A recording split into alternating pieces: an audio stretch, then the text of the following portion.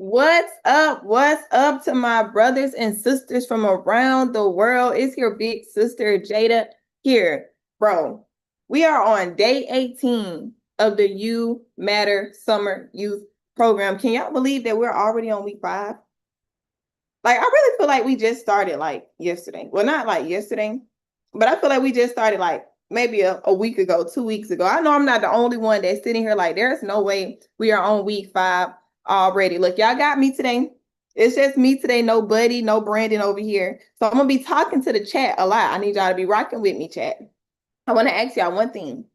Now, if you're going to be playing in the chat, I don't want you to drop it down in the chat. But if you're really serious right now, I want you to put in the chat one thing that has stuck with you in these past 5 weeks of being here, whether you learned it from the videos, whether you learned it from me and B, whether you learned it from your coaches, B-Rad, Nate, Nick, Dr. Musu, Dr. J, Coach Drew, Coach Mike, Coach Derek, whoever you learned it from, I want you to drop one thing, just one. If it's one word, one phrase, one thing that you have learned from these past 5 weeks. I can tell y'all one thing that I have learned, because even though we're on here teaching y'all, I bet everybody that's your coach is still a student, because we're all still learning. And sometimes, like when you're in different seasons of your life, you might hear the same thing, but you have a different connection to it because you're in a different season. So something that has been sticking with me since we've been on here is talking about ownership. Like, as I'm transitioning into this new season of my life, because y'all know that I'm about to move in like 2.5 weeks, I've been like meditating on what ownership for my life really looks like. I'm about to look in the comments. Somebody said, I can, I will, I must. I know that's right. Pivot, don't panic. That's really been the theme. Like when B said that, he really snapped. That's really been the theme. All y'all saying pivot, don't panic. So let me ask y'all, what does pivot, don't panic mean to you? Like, what does that look like for your life? Because I can tell y'all, it's been multiple times on this call I done had to pivot and not panic, because I'm over the technology right now. I'm not the best with technology, y'all. And sometimes when y'all be talking about the music, that be me on my end. I got to go ahead and go in and fix that. Turn your negatives into positives. I love that. That's a mindset thing. So all y'all got pivot, don't panic. Now y'all got to tell me what pivot, don't panic mean for y'all. You are a winner. Thank God it's Monday. Amen. Thank God it's Tuesday. Let me see. I'm so ATL. Christian said I'm so ATL. Are you really from ATL? I want to know what pivot, don't panic mean for y'all. Somebody said waking up early every day. That's a good one.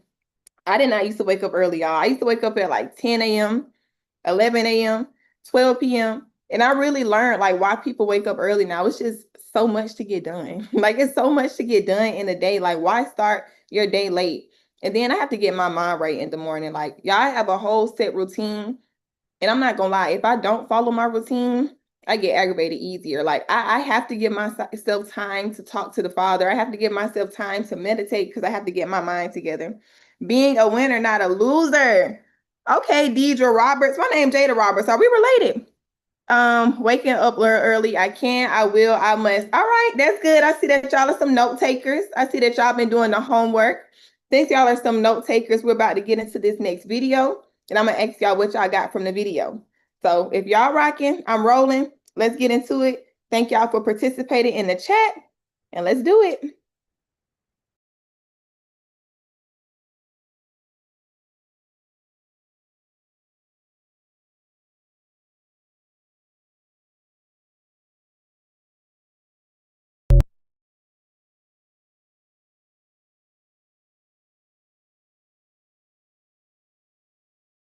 We ain't taking nobody's life. We putting kids through school. We connecting people with people so they can get interns and get opportunities. That's what happened when you confident.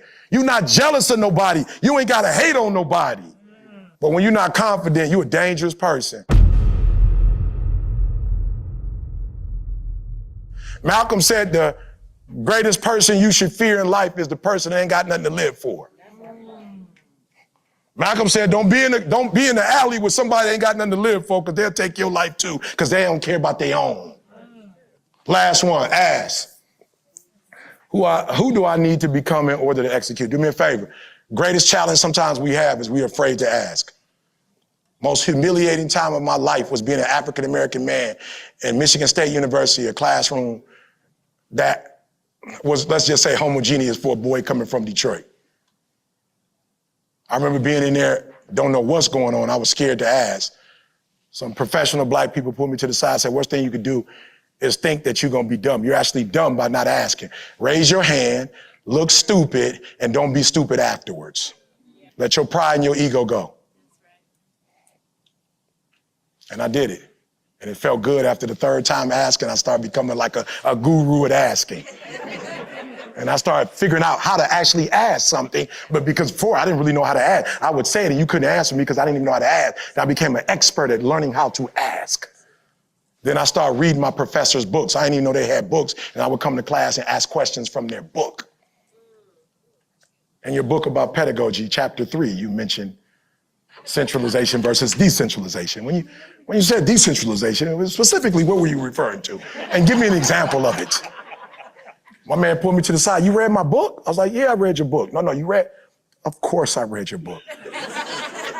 My grade went from a 2.5 to a 4.0. Now listen to what I'm saying. Some of you in this room, you think it's weak to ask. It's actually weak not to ask. Last one, ask. I don't want to go here, but it said ask and you shall seek, knock. Simple. It's right there in the word. But you can't get what you don't ask for. I leave you. The giants of the past were great, but we need giants of the present. We need giants of the present. We need Malcolms of the present, Martins of the present, Family Lou of the present, Garvey of the present, Carter G. Woodson of the present, W.E.B. Du Bois of the present. Come on. We need the present.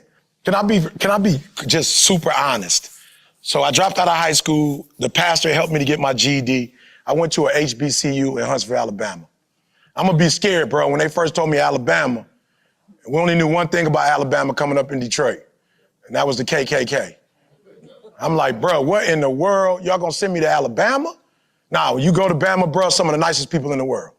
One cool thing about Bama, you know who like you and who don't. I'm gonna say that again. One thing you love about Alabama, they don't play no game. You know who for you, you know who against you. I love Michigan, but sometimes you can't tell the difference.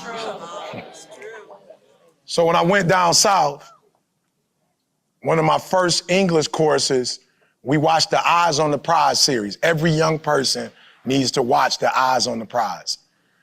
And I heard for the very first time in my life the story of Emmett Till. And when I saw what Emmett Till went through, I was like, bruh, come on, you playing?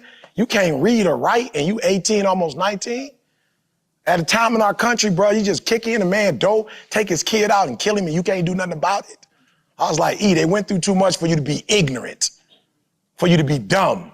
They fought to go to school, Little Rock 9. They had to have the doggone National Guard to go to school. Ain't nobody stopping me from going to school but me. And so that video with Emmett Till changed my life. And then there was one other one, look him up.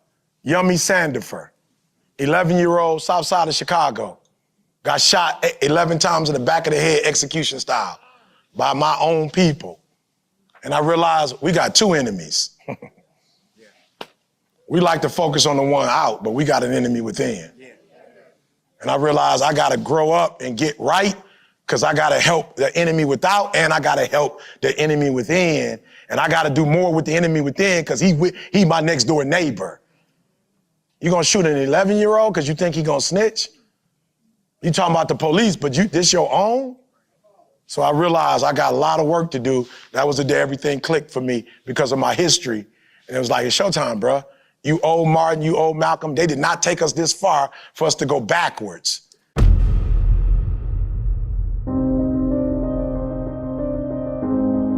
And every time I come out here, especially in the winter, and pray at 3 o'clock in the morning, it just reminds me so much of when I was homeless. Man, this 3 o'clock in the morning thing has changed my life, man. It felt like it's -2 degrees out here. But it's not the cold, it's not, the numbness in your hands, the numbness in your feet. Like, that's not what it is. It's when it's dark and you gotta walk by yourself. When I was going through my worst, points in life, I had my mama, I had my grandma. You know what I'm saying? I had my cousins, but when I was homeless, it was dark and I was by myself, So I know for a lot of you, the year started off, as dark as the other year started off. You're as lost as you were before. You had no clarity. I get it. Your confidence is shattered. My confidence was so bad when I was homeless. I couldn't walk with my head up. I couldn't have my shoulders up. I couldn't stick my chest out. And so I know what you're going through. So for me, it's like, how can I help? I read your DMs. I read them. I see the texts you send me. I see when I'm preaching. I see the comments you make. And I was like, God, how can I help?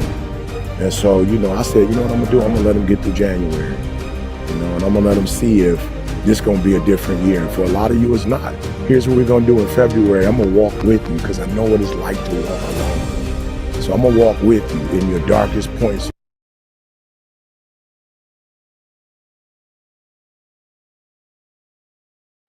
Woo. All right, y'all. That one was good. Okay. I don't know if y'all just watched the same video that I just watched, but that was good.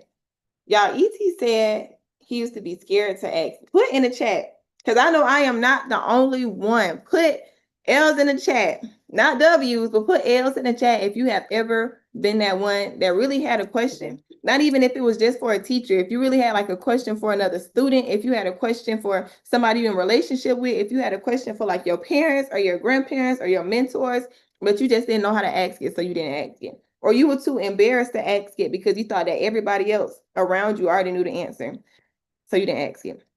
That literally used to be me, y'all. I don't know what it is. Y'all gonna be like, Jada, you obviously didn't do any work when you was in school. Y'all, when I was in college, I told y'all about my comeback story with high school, but I never told y'all about my comeback story in college. My freshman year of college, I took an American government class. I don't know what it was about history, but me and history we really didn't really get along like that. Yeah, I think by the middle of the year, like by the middle of the semester, I think I had like a 48. My grade was a 48, y'all. I literally had a 48 in the class. So when I looked at my grade, I was like, oof, I gotta get this together. This is not what I need. This is not what I got sent to college for. Like my mom and my dad put too much on the line for me to come to college to just play around. So y'all, I literally had to put my pride aside. I had to put my ego aside, and I started asking the questions that everybody else knew because they were reading and I wasn't. But because I started asking those questions, I was able to form a relationship with my professor. I was going to tutoring. I was asking for extra credit assignments. Yeah, I could literally only get like 3 extra credit assignments. I literally asked for 4 because I'm going over and beyond at this point. And I think in a matter of 3 weeks, I pulled my grade up from like a 48 to an 85 simply because I started asking questions. So he said in the video, he said, you're actually dumb by not asking. I want you to think about it. What is at stake because you're too scared to open your mouth and ask? What is on the other end of you asking the question? When I was in high school and I didn't get accepted into the college that I wanted to go to, I came back to high school and I told the lady that wasn't even my counselor, because I opened up my mouth, because I asked, I was able to get into a whole nother college, and I was able to graduate from college and high school at the same time at the age of 17. Like what is on the other end of you asking? So I want y'all to think about that. But it was another gem. It was another gem that I saw from the video. He said, we need some giants of the present. Yeah, I'm not gonna lie. I'm a speaker. I know you're gonna always hear you are the future, you are the future, you are the future, but I love saying that you are the present. You are the now. You are literally the giants of the now. What you do now is literally what's going to affect the future. So if that's the case, if what you do now is going to affect the future, then that means you are the giant of today.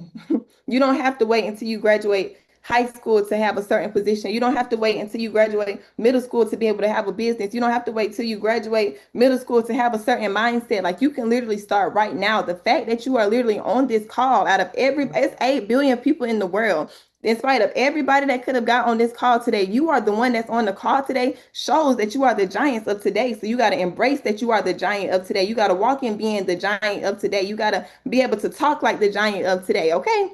I wish B was here right now. He'll be like, Jada, you going crazy right now. I think I'm going a little crazy. Y'all let me know in the chat. Like, let me feel like I'm not talking to myself. Okay. I see y'all saying Jada, Jada, Jada. Let me feel like I'm not talking to myself. Okay. It was something else that he said in the video that really, really stuck with me. He said, the people went through too much for us to go back and be stuck in the past. Y'all, this lady, she said something that was so profound to me one time. She was like, you're walking on the ground that the ancestors had to build for you. And I know so many times we don't like hearing about what happens and happened in the past. We don't like talking about history. But bro, it was so much that people did just for you to be able to have this conversation. Like it was so much that people did just so you can be able to have a laptop. It was so much that people did in the past just so you can be able to go to school. Like it was so much that people did in the past just so you can say, I am an entrepreneur, I am a business owner, I have a multimillionaire business, I have a vision, I want to do this, that, and the third. My parents were able to do this so I can have this. Like it was so much that happened in the past so we can have what we have now. So it's like how entitled are we? Like why would we have a sense of obligation that even in the midst of everything that they had to do in the past, we're not going to be good stewards of what we have now? If I can be honest, I was not a good steward. I was not a good steward of, when I was in high school.